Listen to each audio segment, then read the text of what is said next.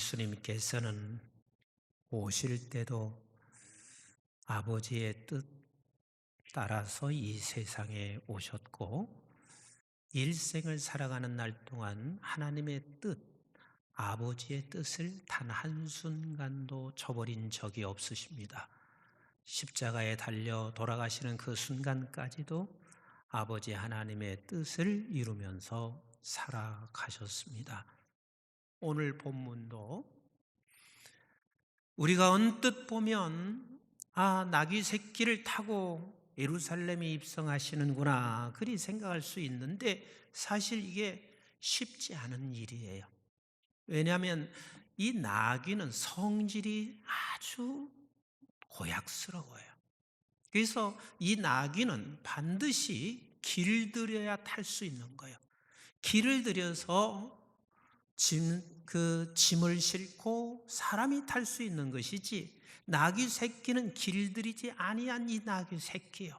그럼 한번 생각해 보시자고요.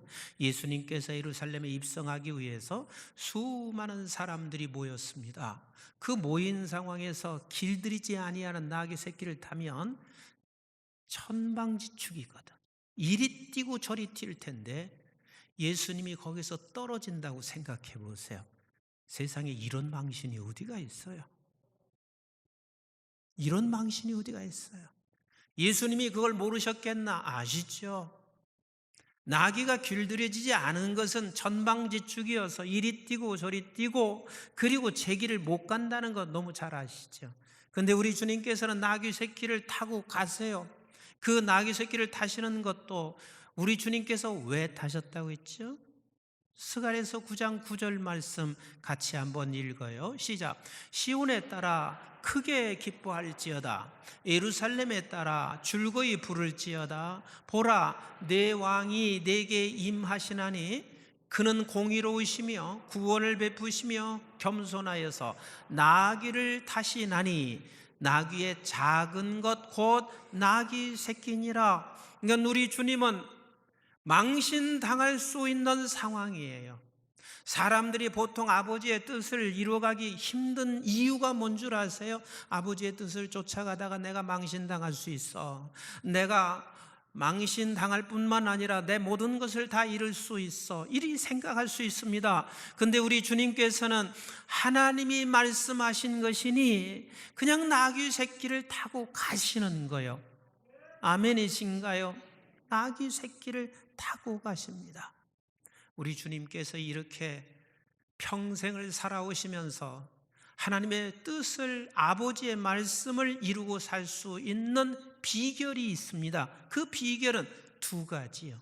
하나는 우리 한번 같이 합시다. 하나님을 100% 신뢰했다. 하나님을 100% 신뢰했습니다. 하나님을 100% 신뢰한다는 말은 하나님의 말씀을 100% 신뢰하시는 우리 주님이셨습니다. 어떤 상황이 온다 할지라도 하나님의 말씀은 100% 신뢰할 만한 것이라는 사실을 믿고 계셨기 때문에 그 나귀 새끼를 타시고 또 어떤 상황 가운데도 항상 아버지의 뜻을 쫓아갈 수 있는 것은 하나님을 100% 신뢰하셨습니다. 그래서 성경은 이렇게 우리에게 말씀하시죠. 우리 한번 잠언서 3장 5절 말씀 시작.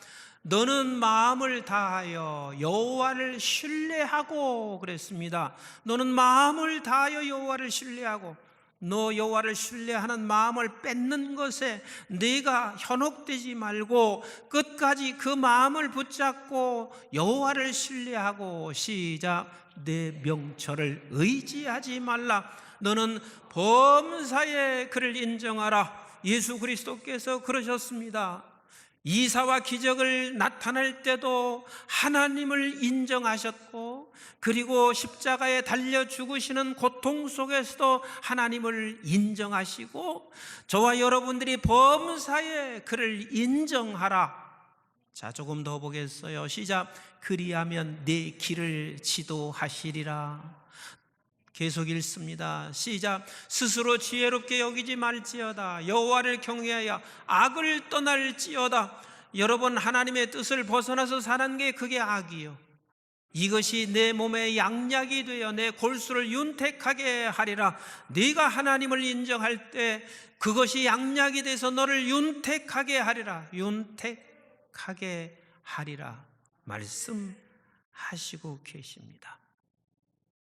우리 예수님은 하나님을 철저하게 신뢰했습니다. 100% 신뢰하셨습니다. 100% 신뢰하셨습니다. 두 번째, 하나님의 말씀의 뜻을 이루는데 단 한순간도 벗어나지 아니하신 그 이유 두 번째가 있습니다. 우리 한번 같이 합시다. 예수님은 겸손의 종이셨다. 예수님은 겸손의 종이셨습니다. 이게 하나님의 뜻을 단 한순간도 놓치지 않고 살아갈 수 있는 유일한 길이었습니다. 우리가 수없이 읽은 말씀이지만 빌립보서 2장 7절 말씀 같이 읽어봐요. 시작. 오히려 자기를 비워 종의 형체를 가지사 사람들과 같이 되셨고, 종이 돼서 사람과 같이 되셨고, 시작. 사람의 모양으로 나타나사 자기를 낮추시고 죽기까지 복종하셨으니 곧 십자가의 죽으심이라. 죽기까지 종의 자리에서 복종하시며 살아가셨습니다. 그 결과 어떻게 됐어요? 9절부터 읽습니다. 시작.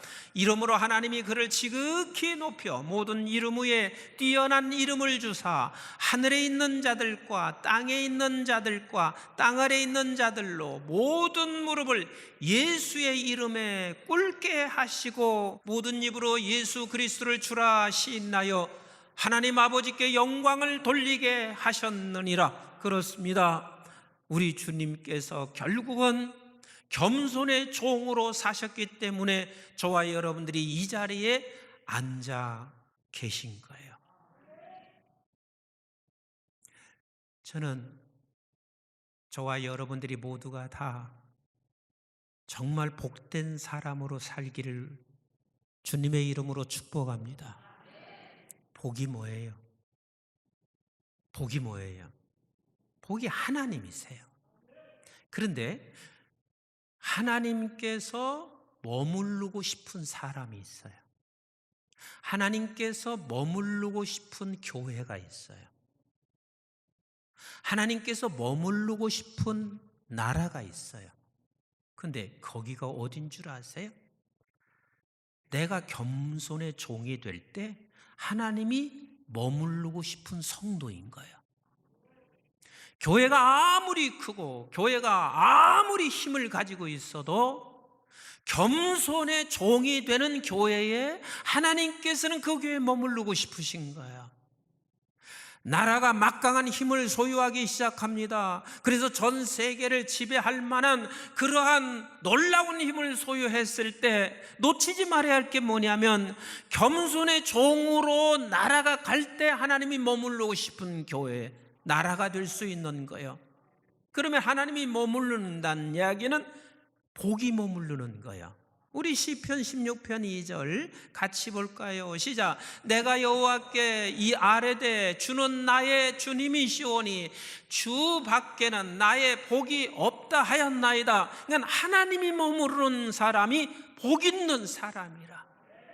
근데 그 복은 겸손의 종일 때 하나님이 머무르고 싶은 사람이 되는 거예요. 그래서 우리 하나님께서요, 그곳에 머무르기 위하여 때로는 우리를 연단시키세요. 이런 방법 저런 방법을 통해서 많이 연단을 해요. 그래서 그 연단을 통해서 하나님이 무엇을 원하시냐면 나는 네가 이 연단을 통하여 내가 머무르고 싶은 사람이 되기를 원한다. 그 머무르고 싶은 사람은 겸손의 종인 거예요. 야곱을 보세요. 야곱이 열심히 살았어요. 누구보다도 욕심도 많은 사람이요. 라반의 집에 가서 그가 얼마나 열심히 일했으면 그 많은 재산을 얻었겠어요. 그러나 그 재산을 얻고 난 후에도 라반과 같이 살 수가 없었어요. 더 이상 살 수 없어서 야곱은 라반의 집에서 나와요. 그런데 라반의 집에서 나왔지 앞에는 에서 형에게 가고자 하지만 형은 나를 환영하지 않는기라. 그래서 모든 자기가 가지고 있는 재산을 먼저 앞서서 보내고, 그리고 당신의 식구들도 앞서서 보내고, 야곱이 홀로 있을 때 그때 하나님이 야곱에게 찾아와 머무르세요. 우리 창세기 32장 24절을 같이 볼까요? 시작. 야곱은 홀로 남았더니, 이게 야복강이에요. 홀로 남았더니 어떤 사람이 날이 새도록, 어떤 사람이 누구예요? 하나님이세요. 날이 새도록 야곱과 씨름하다가 결국은 하나님께서 야곱에게 져주세요. 이 말은 이제는 야곱에게 내가 머무르고 싶은 자가 된 거예요. 우리의 고난과 역경이, 하나님이 우리를 미워서 고난과 역경을 주시지 않아요. 하나님이 정말 원하시는 것은 무엇이냐면, 애야, 겸손의 종이 되라. 네가 겸손히 종이 돼서 내가 너에게 머무르고 싶단다. 하나님께서 모세를 80년 동안 기다리세요. 그가 40년 동안은 얼마나 고통 속에 있었겠어요. 얼마나 외로웠겠어요. 그런데 그 80년이라는 그 시간 속에서 모세는 겸손의 종이 될 때까지 기다리시고, 그리고 하나님께서 모세에게, 이 복이 모세에게 함께 거하심으로 말미암아 하나님의 백성들을 애굽에서 건져내는 놀라운 역사를 이루어 가시는 우리 하나님이세요. 오죽하면 성경에서 우리에게 이렇게 말씀하시겠어요? 내가 왜 가난한 자, 내가 왜 배우지 못한 자를 내가 선택하여 끌어서 그들을 사용하는 줄 아느냐? 인간들은 조금 배우면 전부 다 교만해져요. 인간들은 조금 가지고 나면 다 교만해져요. 우리 예수님께서 제자 12명 중에서 한 명을 제외하고는 모두가 다 못 배운 자, 가난한 자, 그리고 세상에서는 버림받듯 한 사람을 하나님이 불러내셔서 쓰는 이유가 뭔 줄 아세요? 고린도전서 1장 26절부터 같이 읽어봐요. 시작. 형제들아, 너희를 부르심을 보라. 육체를 따라 지혜로운 자가 많다 많지 않다? 많지 않다. 능한 자가 많다 많지 않다? 많지 않다. 문벌 좋은 자가 많다 많지 않다? 많지 않다. 그러나 하나님께서 세상에 미련한 것들을 택하사 지혜 있는 자들을 부끄럽게 하려 하시고, 세상에 약한 것들을 택하사 강한 것들을 부끄럽게 하려 하시며, 하나님께서 세상에 천한 것들과 멸시받는 것들과 없는 것들을 택하사 있는 것들을 폐하려 하시나니, 이는 아무 육체도 하나님 앞에서 자랑하지 못하게 하려 하심이라. 제가 그 어린 생명들 유아 세례를 줄 때 보통 한 달, 길어야 한 서너 달 되는 아이를 이 강대상에서 안고 유아 세례를 줍니다. 근데 뼈가 없는 애들 같아. 왜 이렇게 흐물거리는지 몰라. 그래서 나는 이 유아 세례 줄 때 굉장히 조심해요. 조심하는 거 안 보이세요? 엄청 조심해요. 왜? 내가 한 손만 놔도 이 녀석은 떨어질 것 같은기라. 온 몸으로 내가 얘를 안지 아니하면 얘는 그냥 곧장 떨어질 것 같아. 우리 주님께서 그렇게 사신 거예요. 어떻게? 갓난 아이처럼 사셨어요. 하나님이신 우리 주님이요, 이 세상에서는 하나님께서 나를 붙잡고 아버지의 말씀이 붙잡지 않으면 안 된다고 생각하시며 살아오신 주님이세요. 그래서 우리 주께서도 또 우리에게 말씀하시고 있어요. 천국을 소유한 자가 누군 줄 아느냐? 어린 아이와 같지 아니하면 천국을 소유할 수 없다고 주님이 말씀하시고 계세요. 이 말은 무슨 뜻이에요? 100% 하나님을만을 신뢰해라. 그리고 내 힘으로 천국 갈 사람은 단 한 사람도 없다. 하나님께서 하시는 일이라 말씀하시는 거예요. 우리 이 땅에 살면서 겸손만큼 중요한 게 없습니다. 그래서 어거스틴은, 그 유명한 어거스틴이 말을 하는 거예요. 첫째도 겸손, 둘째도 겸손, 셋째도 겸손.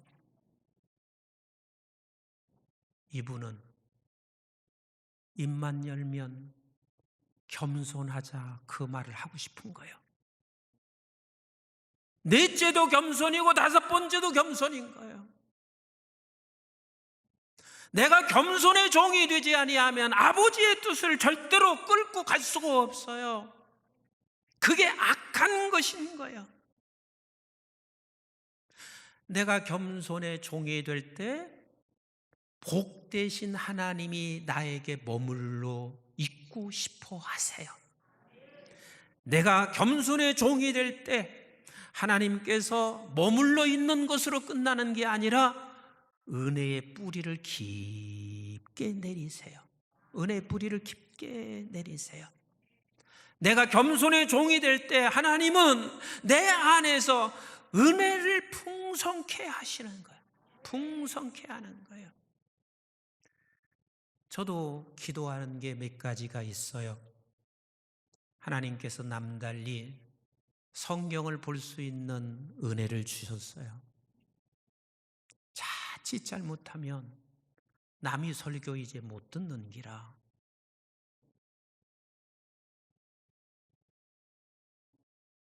왜? 본문 보면 나는 나 나름대로 깨달아지는 게 있거든요. 그래, 남의 설교 잘 못 듣는 기라. 그러면 큰일이에요. 은퇴하고 난 후에도 우리는 하나님의 은혜가 내 안에서 계속해서 풍성케 되려면 하나님의 말씀을 들을 수 있어야 되는데, 그 말씀을 들을 수 있는 것은 네가 아무리 훌륭한 목사고 성경을 해석을 잘하는 목사라 할지라도 겸손의 종은 말씀을 들어요. 겸손의 종은 말씀을 들어요. 겸손의 종은요, 그리고 결국은 하나님의 은혜가 풍성케 되어 어느 땐가는 반드시 열매를 맺게 되어져 있습니다. 그래서 성경은 이렇게 말해요. 야고보서 4장 6절 같이 한번 읽어봐요. 시작. 그러나 더 큰 은혜를 주시나니 그러므로 일렀으되 하나님이 교만한 자를 물리치시고 내가 거하기에는 아직도 너는 무너져야 할 게 너무 많아. 그리고 뭐라고 하세요? 시작. 겸손한 자에게 은혜를 주신다 하였느니라. 겸손한 종에게 내가 머무르고 싶단다. 그 하나님이 머무르는 것은 복이 머무르는 거예요. 10절을 한번 또 보세요. 시작. 주 앞에서 낮추라. 그리하면 주께서 너희를 높이시리라. 언젠가는 내가 겸손의 종으로 있으면 하나님께서는 반드시 언젠가 높여주신다. 언제요? 베드로전서 5장 6절을 같이 한번 봐요. 시작. 그러므로 하나님의 등하신 손 아래에서 겸손해라. 때가 되면 너희를 높이시리라. 겸손의 종은 복 대신 하나님이 머무르고 싶어집니다. 머물러 계신 그 하나님은 은혜의 뿌리를 깊게 내리세요. 그리고 풍성한 은혜로 자라가게 하시고 때가 되면 반드시 열매를 맺게 하세요. 그래서 우리 주님께서는 본인도 그렇게 살아오셨지만, 그리고 우리에게 이렇게 말씀하시고 계세요. 너 쉬고 싶냐? 나는 너에게 쉼을 주고 싶다. 그런데 쉼이 어떻게 해야 쉼이 되느냐? 마태복음 11장 28절 시작. 수고하고 무거운 짐진 자들아 다 내게로 오라. 내가 너희를 쉬게 하리라. 너는 마음이 온유하고 겸손하니 나의 멍에를 메고. 그랬습니다. 네가 쉴 수 있는 길은 다른 게 아니야. 내 멍에를 메라. 아버지의 뜻을, 네가 겸손한 종이 돼서 아버지의 뜻을 네가 메라. 그리하면 반드시 쉼을 얻습니다. 그래서 시작. 그것을 내게 배우라. 그리하면 너의 마음이 쉼을 얻으리니 말씀하시고 계십니다. 말씀의 결론을 맺겠습니다. 이 나귀 새끼는 길 들여졌어요? 안 들여졌어요? 안 들여졌어요. 근데 예수님께서 그냥 하나님이 말씀, 약속된 말씀에 순종을 했어요. 근데 길들여지지 않은 나귀 새끼가 뛰어서 예수님이 떨어졌나요? 갔나요? 갔어요. 가셨어요. 아직도 이해 못하시는 분이 계신 것 같아서 어쩔 수 없이 제 얘기 하나 할게요.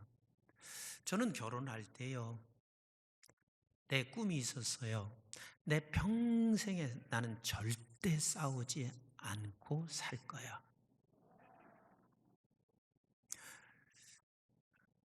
그래서 그 꿈을 가지고 있는 이 자존심 때문에 가끔 다투면 뭐라고 하냐면 오늘 또 싸운 게 아니라 내가 혼내킨 거야. 이렇게 하면서 살아왔는데요.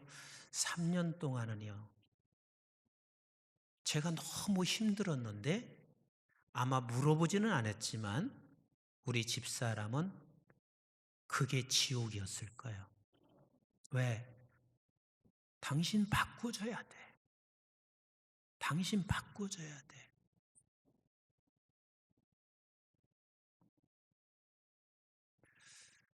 이브 예배를 마쳤는데 집사람이 그래요. 나는 그것도 또 잊어버렸어요. 그러니까 지옥인 사람은 안 잊어버리는 거예요. 목사님이 어떻게 한 줄 아세요? 매일 영어 성경 한 구절씩을 암송시키는데 죽이는 줄 알았어요. 죽는 줄 알았어요. 당신 맡겨줘야 돼. 그러니까 그 사람에게 지옥이고 나도 힘들어. 내가 그나마 3년 지나고 나서 깨달은 게 다행인 거예요. 아, 절대 안 바뀌어지는구나. 이제 조금 더 깨달은 게 뭐냐면 내가 하나님을 신뢰하고 그리고 내가 겸손의 종이 돼서 내가 아버지의 말씀을 따라가면 나귀 새끼가 순종하는 거예요. 그러면 그 가정이 행복해지는 거예요. 여러분, 이 목사가 목회하면서 이렇게 생각한다고 보세요. 저 장로만 사라지면 그러면 내가 행복할까요? 행복하지 않을까요? 저 성도만 사라지면 내가 목회를 재밌게 할 것 같다. 그런데 행복할까요? 행복하지 않을까요? 절대 행복하지 않아요. 어떤 분이 계시든 간에 하나님을 신뢰하고 그리고 내가 겸손의 종이 돼서 그 아버지 하나님의 말씀 따라 내가 가면 나귀 새끼 같은 그 어떤 성도가 순종하는 자리로 오게 되는 거예요. 아멘이신가요? 이제 이해가 되시나요? 사랑하는 성도 여러분, 누가 변화되고 누가 이렇게 살기를 여러분들이 바라고 얘기하기 전에 내가 하나님 100% 신뢰하세요. 그리고 겸손의 종이 되세요. 그럼 하나님이 머물러 계실 거예요. 그리고 여러분들이 가시다 보면 다른 나귀 새끼 같은 사람들이 그 앞에 무릎을 꿇게 돼요. 그 앞에 무릎을 꿇게 돼요. 우리 교회가 지금도 큰 교회지만 앞으로 더 하나님께서 크게 써서 더 큰 교회가 된다 할지라도 우리 교회는 겸손의 종이 돼서 예수 그리스도 하나님이 머무르는 교회가 되기를 주의 이름으로 축복합니다. 한 분 한 분 성도들이 모두가 다 겸손의 종이 돼서 하나님이 머무르는 복된 하나님이 머무르는 자 되시기를 주의 이름으로 축원합니다. 아무리 성공해도 겸손의 종이 되셔야 되고, 그래서 이 나라도 하나님께서 인류국가로 세워가면 갈수록 저와 여러분들이 겸손의 종이 되어 하나님이 머무르는 국가가 돼서 이 세상의 수많은 사람들이 주 앞에 무릎을 꿇고 우리 모두가 다 쉼과 행복이 있기를 주의 이름으로 축복합니다.